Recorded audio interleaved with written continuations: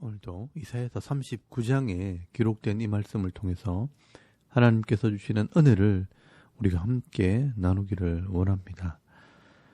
여러분, 이사야서 39장 말씀에는 이 히스기야 왕이 병이 낫고 난 뒤에 있었던 한 사건을 기록을 하고 있습니다.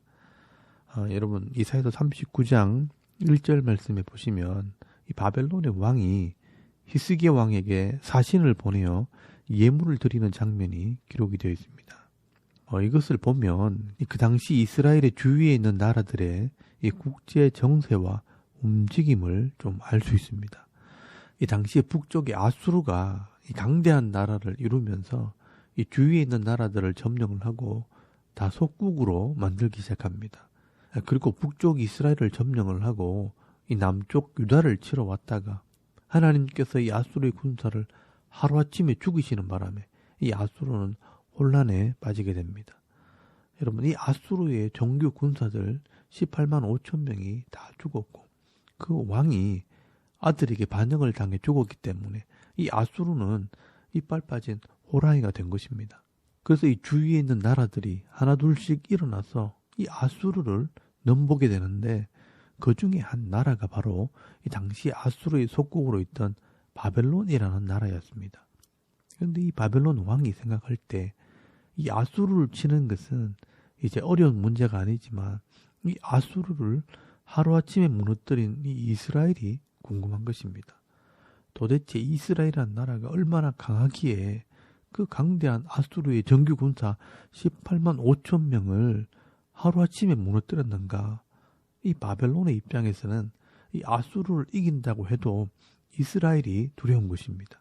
그래서 이 마침 히스기야가 죽을 병에 걸렸다가 나았다는 소식을 듣고 축하하는 사절단을 보내는 척하면서 이 이스라엘을 정탐하려고 사람들을 보낸 것입니다. 그래서 여러분, 이사야서 39장 1절 말씀에 보시면 그때 이 발라단의 아들 바벨론 왕 무로닥 발라단이 히스기야가 병들었다가 나았다 함을 듣고 히스기야에게 글과 예물을 보낸지라라고 말씀을 합니다. 여러분, 이런 분위기를 알았다면 이 히스기야가 조심을 하고 또 내 병을 낫게 하신 분이 바로 하나님이시고 그 하나님께서 우리 나라를 다스리시고 지키시는 분이라는 것을 가르쳐 줘야 했습니다. 여러분, 솔로몬 왕이 그렇게 하지 않았습니까? 하나님께서 지혜를 주시고 이 나라를 잘 다스리게 하심으로 이 주위에 있는 왕들이 이 솔로몬을 시험하러 왔을 때 하나님의 지혜와 하나님의 능력을 보여주면서 하나님을 찬송하고 하나님께 영광을 돌리게 했습니다. 그런데 이 히스기야 왕은 죽을 병이 낫고 어려운 문제가 해결되고 난 뒤에 그 마음이 교만해진 것입니다. 하나님께 영광을 돌리기보다는 자기가 얼마나 강하고 힘이 있는지를 자랑하게 되는 것입니다. 여러분, 이 사람이 화장실에 갈 때와 갔다 온 뒤의 마음이 다르다고 하는 것처럼 어렵고 힘들 때 이 하나님을 의지하고 하나님의 도우심을 구하던 이 히스기야는 이 문제가 해결되고 난 뒤에 하나님께 더 감사하고 섬기는 삶을 사는 게 아니라 자기 능력을 자랑하면서 교만한 삶을 살게 된 것입니다. 여러분, 이것이 바로 인간의 욕심이고 죄의 속성이고 교만한 마음입니다. 여러분, 2절 말씀에 보시면요, 히스기야가 이 사자들로 말미암아 기뻐하여 그들에게 보물창고 곧 은금과 향료와 보배로운 기름과 모든 무기고에 있는 것을 다 보여주었으니 이 히스기야가 궁중의 소유와 전 국내의 소유를 보이지 아니하는 것이 없는지라라고 말씀을 합니다. 여러분, 하나님께서 이런 히스기야의 모습을 보시면서 실망을 하게 됩니다. 그리고 초심을 잃어버리고 교만하게 된 이 히스기야 왕에게 경고를 하려고 이사야 선지자를 보내어 책망을 하게 됩니다. 그래서 여러분, 3절에서 6절까지 말씀해 보시면 이 하나님께서 이사야 선지자를 통해서 하시는 말씀을 기록을 하고 있습니다. 여러분, 3절에서 6절까지 말씀해 보시면 이사야 선지자가 묻습니다. 이에 선지자 이사야가 히스기야 왕에게 나와 묻되 그 사람들이 무슨 말을 했으며 어디서 왕에게 왔나이까 하니 히스기야가 이르되 그들이 원방 곧 바벨론에서 내게 왔나이다 하니라. 이사야가 이르되 그들이 왕의 궁전에서 무엇을 보았나이까 하니 히스기야가 대답하되 그들이 내 궁전에 있는 것을 다 보았나이다. 내 창고에 있는 것으로 보이지 아니한 보물이 하나도 없나이다 하니라 라고 말씀을 합니다. 여러분 이 장면을 잘 보시면요. 이 이사야 선지자는 화가 나서 열받아서 묻는데 이 히스기야 왕은요. 신이 나서 자랑하듯이 대답을 하는 것을 보게 됩니다. 이 이사야 선지자는 이 바벨론 사람들이 이 미래의 히스기야를 망하게 할 사람이라는 것도 알지 못하고 미리 빼앗길 이 목록들을 다 보여주고 있는 이 히스기야 왕을 볼 때 안타깝고 답답한 것입니다. 그리고 하나님께서 하신 말씀을 전하게 됩니다. 여러분 5절에서 6절까지 말씀해 보시면요. 이사야가 히스기야에게 이르되 왕은 만군의 여호와의 말씀을 들어줘서 보라 날이 이르리니 네 집에 있는 모든 소유와 네 조상들이 오늘까지 쌓아둔 것이 모두 바벨론으로 옮긴 바 되고 남을 것이 없으리라 여호와의 말이니라 라고 말씀을 합니다. 여러분 히스기야 왕은요 큰 착각을 하고 있는 것입니다. 하나님께서 히스기야의 병을 낫게 하신 것은 이제 더 큰 마음을 가지고 나라를 잘 다스려서 이 자기 백성을 보호하라고 기회를 준 것입니다. 그런데 이 히스기야는 감사하고 하나님을 찬양하는 삶을 살겠다고 말은 해놓고 실제로는 자기가 능력이 있어서 잘 된 것처럼 자기 힘을 자랑하고 자기가 가진 것을 자랑하는 것입니다. 그래도 하나님께서는 네가 자랑하고 보여준 이 모든 보물들은 다 바벨론에게 빼앗기게 될 것이라 라고 말씀을 하는 것입니다. 여러분 이것은요. 이 히스기야 왕에게 지금 경고를 하는 것입니다. 정신 차려라. 지금 네가 자랑하고 기뻐할 때가 아니라는 것입니다. 그렇다면 이 히스기야가 정신을 차리고 뭔가 잘못했구나 하면서 하나님께 엎드려 회개하고요. 처음 기도했던 것처럼 이 나라와 이 백성을 지켜달라고 기도해야 하는 것입니다. 그런데 이 히스기야는요. 더 이상 기도하지 않습니다.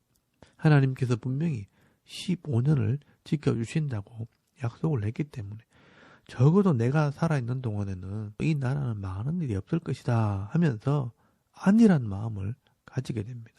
여러분 8절 말씀에 보시면요. 히스기야가 이사야에게 이르되 당신이 이런 바 여호와의 말씀이 좋소이다 하고 이르되 내 생전에는 평안과 견고함이 있으리로다 하니라 라고 말씀을 합니다. 여러분 이 히스기야는요. 자기 삶에 만족을 해버린 것 같습니다. 내가 살아있는 동안은 평안하고 견고하면 된다고 생각을 한 것입니다. 그래서 미래를 준비하지 않고요. 또 말씀대로 이 자녀들을 가르치지 않는 것입니다. 그리고 3년 뒤에 하나님께서 이 아들을 낳게 하셨는데 그 아들이 바로 므낫세라는 아들입니다. 여러분 이 히스기야 왕은요. 이 아들을 믿음으로 양육하고 미래를 준비해야 했습니다. 그런데 그 아들을 돌아보지 않았습니다. 그리고 이방 여인의 아들로 자라게 내버려 두는 바람에 이 므낫세가 왕이 되었을 때 우상을 섬기고 악을 행함으로 하나님께서 내가 이 므낫세 때문에 나라를 망하게 하겠다라고 말씀할 만큼 이 므낫세는요 악한 왕으로 살게 됩니다. 여러분 이 므낫세 왕이 얼마나 악했는가 우리가 한번 보겠습니다. 여러분 열왕기하서 21장 1절에서 9절까지 말씀을 한번 찾아보시기 바랍니다. 거기 보시면요. 이 므낫세가 왕이 될 때 나이가 12세라 예루살렘에서 55년간 다스리니라. 그의 어머니 이름은 헵시바더라. 므낫세가 여호와 보시기에 악을 행하여 여호와께서 이스라엘 자손 앞에서 쫓아내신 이방 사람의 가증한 일을 따라서 그의 아버지 히스기야가 헐어버린 산당을 다시 세우며 이스라엘의 왕 아합의 행위를 따라 바알을 위하여 제단을 쌓으며 아세라 목상을 만들며 하늘의 1월 성신을 경배하여 섬기며 여호와께서 전에 이르시기를 내가 내 이름을 예루살렘에 두리라 하신 여호와의 성전에 제단을 쌓고 또 여호와의 성전 두 마당에 하늘의 1월 성신을 위하여 제단을 쌓고 또 자기의 아들들을 불 가운데로 지나게 하며 점치며 사수를 행하며 신접한 자와 박수를 신임하여 여호와께서 보시기에 악을 많이 행하여 그 진노를 일으켰으며 또 자기가 만든 아로새긴 아세라 목상을 성전에 세웠더라. 옛적에 여호와께서 이 성전에 대하여 다윗과 그의 아들 솔로몬에게 이르시기를 내가 이스라엘의 모든 지파 중에서 택한 이 성전과 예루살렘에 내 이름을 영원히 둘지라.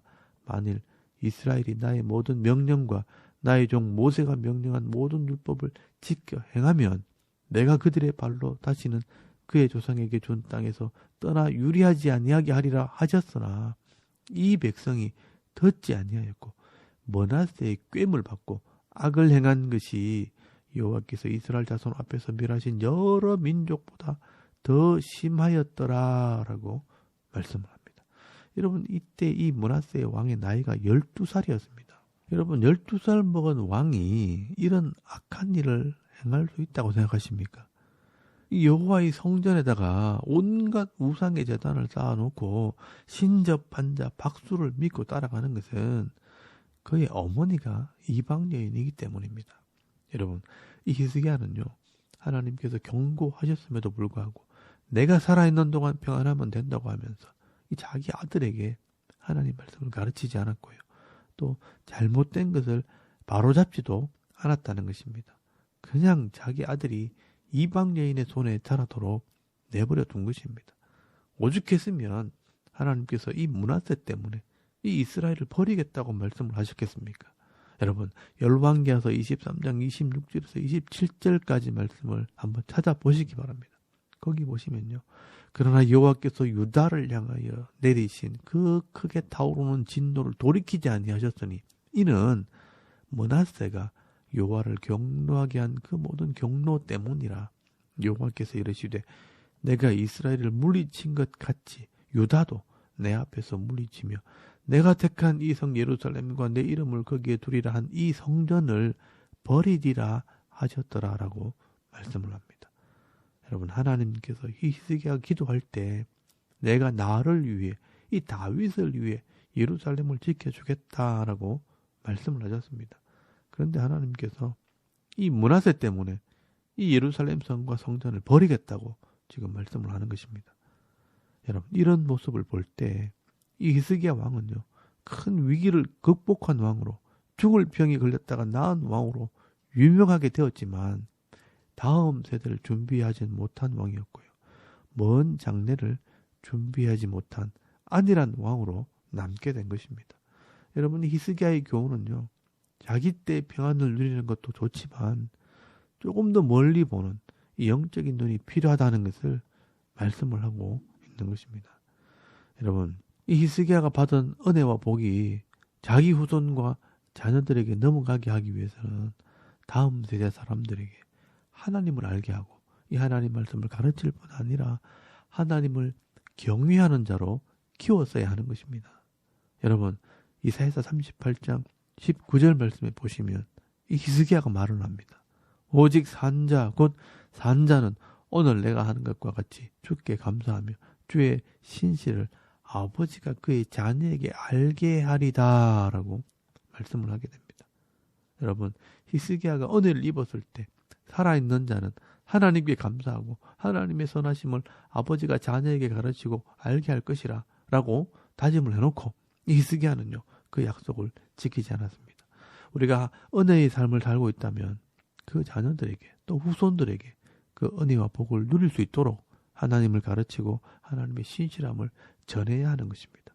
그래야 이 하나님의 은혜와 복이 대를 넘어가게 되는 것입니다. 여러분 신명기 6장 2절 말씀 이하에 보시면 하나님께서 이 모세를 통해 말씀하셨습니다.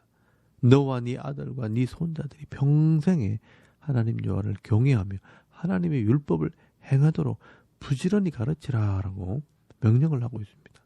히스기야는 누구보다 큰 은혜를 경험한 왕이었습니다. 이 아수르의 대군을 하루아침에 물리치는 경험도 했고요. 또 죽을 병이 걸려서 낫게 되는 기적도 경험한 사람입니다. 그런데 그 큰 기적과 능력을 체험한 것이 이 히스기야에게는 자기 자랑거리와 교만이 되고 만 것입니다. 그리고 이 히스기야는요 하나님께서 주신 기회를 제대로 활용하지 못한 어리석은 왕이 된 것입니다. 내가 만난 이 하나님과 내가 받은 이 은혜를 자녀들과 후손들에게 바로 가르치지 못하고요. 또 말씀대로 순종하는 본을 보이지 못하게 될 때 또 다시 똑같은 죄를 반복하게 되는 것을 보게 됩니다.